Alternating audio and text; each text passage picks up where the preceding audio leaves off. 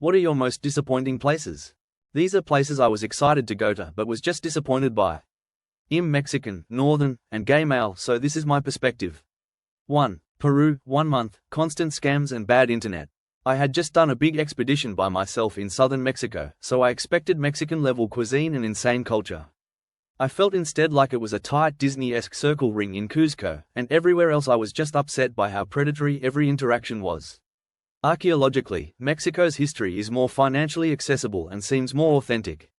People were rude to me because of my Spanish. Excessive capitalism. I enjoyed Lima the most because it did have the best food scene, but apparently no one else does. But I did not understand Cuzco or the North's appeal. Also, my sex and social life was very bad. 2. Amsterdam, 1 month. I have always loved the geography of AMS from a map. I love flowers and cute things, but I just felt it was extremely expensive for nothing. Smaller cramped spaces than NYC, terrible food and very sensitive to smell, so the canals grossed me out. Cold in July. Do not understand why anyone chooses to be here in Europe. The fashion and culture reminded me of San Francisco tech culture and I wanted to leave ASAP. 3. Tulum, Cancun, Playa del Carmen, 1 month. Tough to classify as disappointing because it doesn't have the best reputation in Mexico. I'd never been because I grew up poor and it's inexorable, but I wanted to go because my USA friends always talked about it, but it was actually worse than I imagined. Tulum is a cringe influencer land with one backstreet of authenticity, Playa is just strange tacky tourist traps, and Cancun was an American resort town with more English than Spanish. Isla Mujeres felt redemptive because of the beautiful snorkeling and amazing agua chilies. X-Carat was beautiful, but on the last night my friends got assaulted and stripped naked by cops while I wasn't. Q is not a vibe for me. It might be cheating, but my company flew me out to San Francisco for training and I stayed there for almost 4 weeks. I actually grew up in California, so had been there a bunch of times, but not for 10 years. Over the years I had heard San Francisco described as a declining shithole, but assumed much of it was Fox News overblowing the whole liberal cities narrative. Nope, they weren't lol. If you removed all the people, San Francisco is one of the most beautiful cities in the world. I'm literally from the NYC area, lived in NYC for 3 years taking the subway every day, so I'm not some starry-eyed country guy, and I was shocked at the state of SF. Like 5x the amount of homeless people as NYC, many of them crazy. People shooting up heroin in broad daylight at 10 a.m. on a Tuesday. People pissing and shitting in the streets in full view of everyone, with you needing to literally pay attention to the sidewalk so you don't step in turds. Aggressive homeless people getting angry when you don't want to give them some cash. Makeshift tent shantytowns literally littering the sidewalk almost everywhere you go. My heart feels for those people, and in a lot of ways society has failed them. But God, what a shithole. Hey, it's Digital Danny. Your favorite nomad, still crushing it out here. Well, kinda. You all probably noticed that I had to say goodbye to the Fortress of Hustle, my Chiang Mai apartment.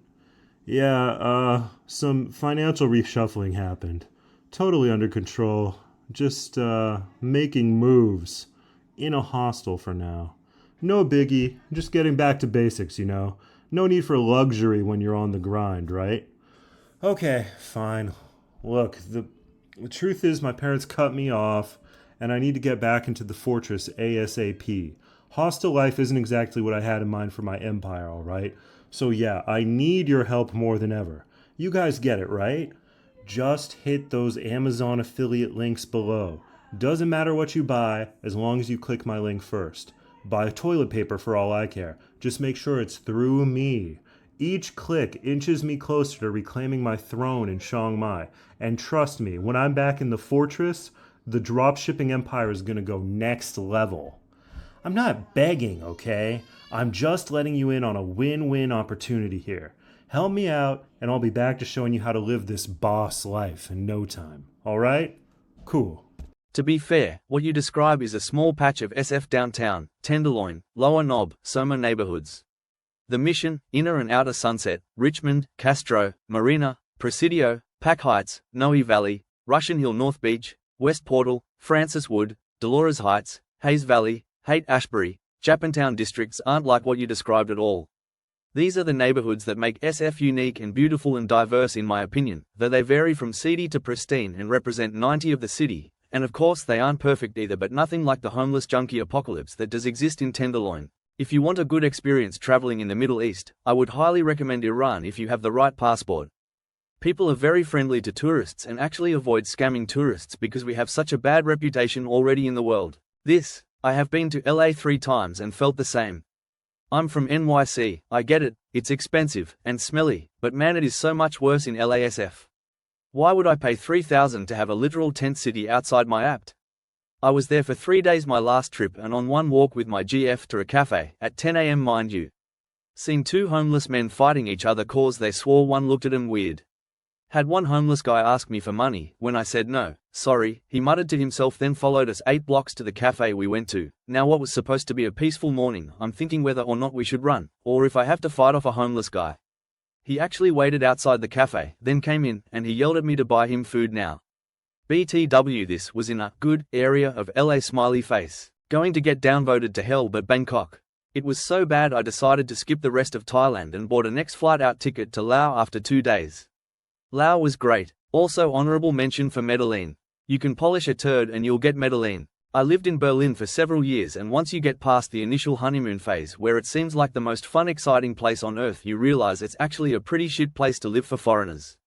Couldn't stand the daily microaggressions from the locals, extreme assholery and self-centrism of self-proclaimed Berliners, including those who aren't German, winter that lasts 8 months, the general sense of dreadfulness and very fucked up people. Chiang Mai. I'm now convinced everyone who says go to Thailand only says that so people won't flock to Vietnam. Thailand was nothing like the hype. I'm an experienced enough traveler to know to temper my expectations, but man, the disappointment was huge. However, everything everyone usually says that's good about Thailand is actually true in Vietnam, at least in Hanoi. To be fair, I did enjoy my time in Chiang Mai well enough. But it was far, far from what I expected. Grouchy people, only so cheap, food was fine, and the nightlife was not my speed. Hanoi is where it's at if you want a land of smiles, genuine friendliness, cheap and delicious food, and things to do. Plus, it has cool architecture, interesting history, neat culture, and a general vibe of mystery at times. Honestly, one of my favorite places I've ever been. You are 100% correct that large swaths of SF are not overrun by homeless lunatics and are basically fine. But Tenderloin Lower Nobhul Soma is not a small patch of the city. That is a huge swath. Soma alone is very large. And then if you add the other parts of the city that also have huge homeless encampments or that are dicey for other reasons, like Hunters Point, The Mission, parts of Bayview, parts of Potrero Hill, etc., a huge chunk of the city is not very hospitable. Then to add to top it off, a lot of what visitors want to see is within these neighborhoods. GT, like 5x the amount of homeless people as NYC, many of them crazy. People shooting up heroin in broad daylight at 10 AM on a Tuesday. People pissing and shitting in the streets in full view of everyone, with you needing to literally pay attention to the sidewalk so you don't step in turds. Aggressive homeless people getting angry when you don't want to give them some cash. Makeshift tent shantytowns literally littering the sidewalk almost everywhere you go. Sounds exactly like Vancouver, which for reasons I will never understand nobody calls a declining shithole. Hey guys, it's Digital Danny here. If you're dreaming about breaking free from the 9-to-5 grind and exploring the world while working from your laptop, then you have to check out this amazing book, Digital Nomad, The Complete Guide to Becoming a Digital Nomad in the 21st Century by Harry Holland. This book has everything you need to kickstart your digital nomad journey, from tips on finding remote work to budgeting and living cost effectively in the coolest place like Barbados, Rome, and Phuket. It's not just a guide. It's a blueprint to freedom. And guess what? You can grab this book and millions of others for free with Kindle Unlimited. That's right, with Kindle Unlimited, you can get access to this guide and so many other life-changing reads without spending a dime. So if you're ready to design your own adventure and live life on your own terms, click the link below and get started with Kindle Unlimited today. This is your sign to start making the digital nomad lifestyle your reality. Don't wait. Start your journey now. Click the affiliate link in my description of this video. I am never disappointed. I make sure to enjoy myself everywhere I go. I hardly plan. I am irresponsible in my long-term decision making, and I am along for the ride. That being said, I did leave Mexico to go back to the US, Denver, for a month or two to handle some cringe legal documents etc. and that place fucking sucks. But otherwise I am really making the most of it out here. Wherever I am, life is good. I'm surprised no one has mentioned Manila yet. It's traffic, it's cramped, and it's just a basic metropolitan city. Not much to do history-wise. Mostly dancing, clubbing, and shopping. To be fair, I didn't have any expectations at all as I haven't met anyone who raved about this city. Sydney. Beautiful surroundings, but oh so boring and soulless. Run down and extremely expensive for what you get, quite possibly the worst building standards I've ever seen. I'm from Denmark and have never felt colder than during Sydney winters cause the housing standards are so poor here, literally the same temperature inside and outside year round. Massive housing crisis going on at the moment, the rental culture is horrible. Landlords checking up on you every 3 months with unexpected visits, literally treating you like a criminal for paying them $700 a week for a tiny studio, sudden rent raises or evictions when they feel like it, etc. Just horrible, full of aggressive homeless people and meth heads also. Non-existent nightlife, super spread out, incredibly isolated, annoying and obnoxious Eshibogan culture amongst the youth and the worst shopping I've ever experienced in a major western city. Great for a few days to see the landmarks. Other than that, Sydney is a hard pass. Fox News is right in that San Francisco is going through some major problems with homelessness. It's not like that's a difficult issue to identify. Fox News' problem is that they want to round up the homeless and lock them away. Or at least that's what I have to assume their prescription is, because I sure as hell know it's not. Well, the government should build them housing. Fox News is also misleading in that they pick out the problems going on in blue cities, and ignore things like the southern states having the highest poverty levels in the country. I too lived in NYC for 3 years, so I'm battle-hardened as well. I spent a month in SF last year. I saw some homeless people but not a crazy amount. Locals said most of them are in the Tenderloin area. Maybe I was just in a nice neighborhood though. IDK. Just spent a month in LA and couldn't walk 20 feet without tripping over someone asleep on the sidewalk. They had some extremely aggressive in-your-face raging homeless people too. It was something else.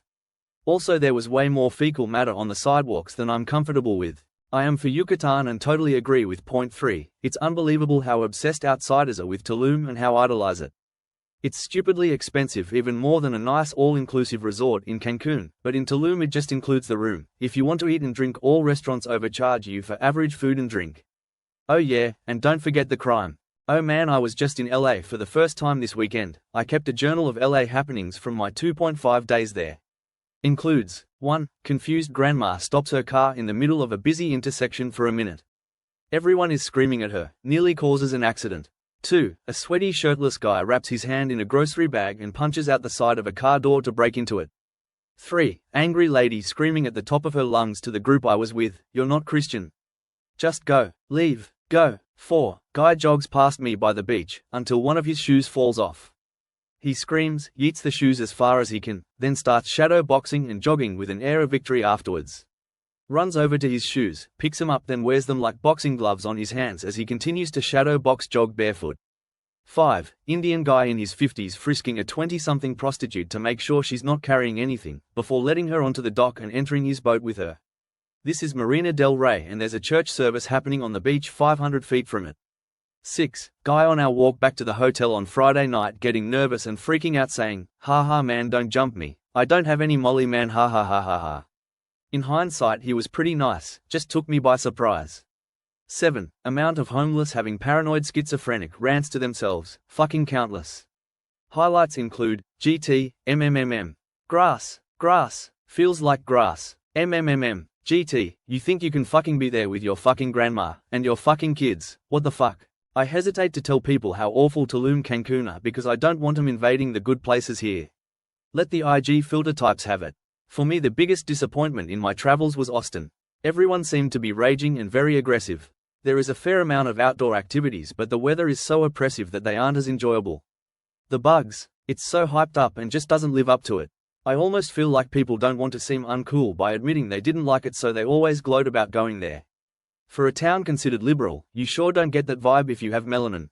It's because of the worldwide famous landscape and clean urban infrastructure, mixed in with some of the most affluent members of global society. But the systemic social problems are so severe, even by Skid Row standards. There's nothing quite like it anywhere in Canada. Been to 70 countries, and least favorite is China. Only been to Beijing, Guangzhou though. Sorry, I just don't vibe with the culture, at all. People are kinda shitty even in just little everyday interactions. The smog is just brutal on the lungs, media is locked down, it's a pain getting visas, Blair. Just not a fan. And that's from someone who ranks several Asian countries as all-time faves. Love the history of the place and might go back someday, but after my first visit it got knocked down to near the bottom of my travel list. Alright, buckle up folks. It's your boy, Digital Danny, here with my hot take on Beyond the Sky and Earth by Jamie Zeppa. Now, before you roll your eyes and think, oh great, another travel memoir, let me stop you right there. This ain't your average backpacker blogging about sipping artisanal coffee in Bali. Nah, Jamie took things next level by heading off to Bhutan. Yes, Bhutan, where Wi-Fi is probably considered a dark art. Picture this. Jamie, a Canadian academic who could have been grading papers in Toronto, decides to ditch the predictable life for a 2-year teaching gig in the middle of the Himalayas. Mad respect. I get it. I mean, I travel all over, but I still need my lattes and Wi-Fi hotspots. Jamie, she's dealing with monks, mountains, and wait for it, yak butter lamps. I'm telling you, it's wild. The best part? She does it all with humor. Her descriptions of Bhutan's quirks actually had me laughing out loud, and that's hard to do without emojis, okay? There's night hunting, buses that smell like they've seen things, and let's not forget dysentery danishes. I don't even know what those are, but I'm already starting to feel like I'm missing out. And don't get me started on how she gets deep into the culture. She's not just sightseeing. She's out here learning Buddhist philosophy, reflecting on her life, and even converting to Buddhism. Think Eat, Pray, Love, but with more yak and fewer Instagrammable cappuccinos. It's honestly refreshing to read about a place where life's pace isn't dictated by 5G networks. If you're looking for something that makes you appreciate the world outside of your feed, this is it. Jamie's writing is so real. You almost forgot you're in a digital age where Bhutan's mystical vibe would probably crash your data plan. So my final take? Beyond the Sky and Earth is for adventurous souls who want something more than a digital detox. It's a trip, literally and spiritually. Download it if you're feeling like your next adventure should involve something a little more meaningful than just swiping right. Remember, my affiliate links are in the descriptions. In Egypt's defense, or at least Cairo's defense, once you're away from the tourist areas, the hassle all but stops. I live in Mardi and work downtown and have very basic Arabic. White male, 50 years old. I have zero trouble with hassle. If for some reason I need to be in a tourist area, my headphones are on and no problem. Infrastructure, traffic, pollution are horrible and I'm out as soon as my contract is up. But it's cheap, safe, and never rains, so I'll survive. Vietnamese cities were incredibly noisy. The small ones, especially Cat Bar Island, are awesome. Laos was much better. GT, excessive capitalism. A digital nomad complaining about excessive capitalism while touring poor countries has to be peak irony. GT, I have always loved the geography of AMS from a map.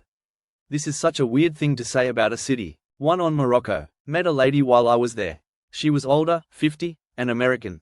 Had been in Morocco for 6 months. Apparently when she was like 30 she became obsessed with Morocco. Saw it in a movie or documentary or some shit. Anyways, she spent the next 20 or so years studying the country. Read all the books, watched all the films, had all the art, was enamored with the rich culture or whatever.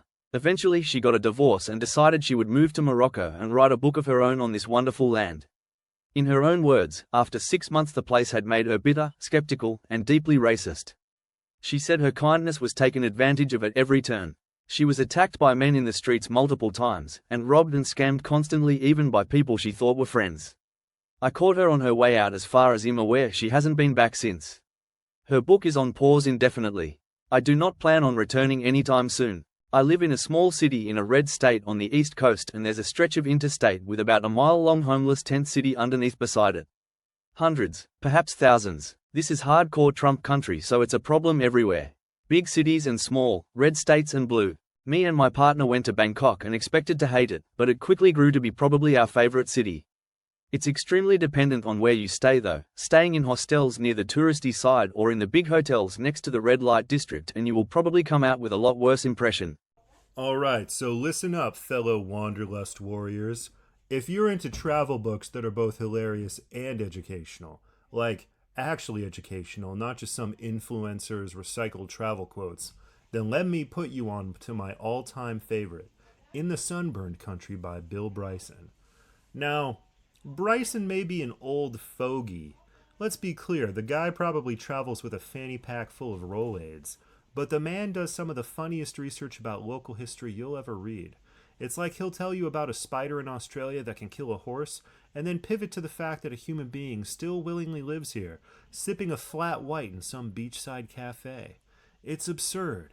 It's hysterical. And it makes you wonder why anyone would leave the comfort of their Wi-Fi and unlimited data plan to come face to face with things that want to eat you. But what really makes Bryson stand out is how he weaves his trip through Australia with its wild history. Like, did you know that the place was basically settled as a giant prison colony? Mad respect to those OG convicts. The whole thing will make you appreciate how epic and insane this sunburned island really is. He'll have you laughing one second and genuinely grateful for your chance to experience a country that's simultaneously laid back and trying to kill you in 100 different ways. Anyway, once you've had your mind blown by Bill's comedic genius, pack your bags. Don't forget the SPF 50, and maybe I'll catch you on the beach at Surfer's Paradise, living my best digital nomad life.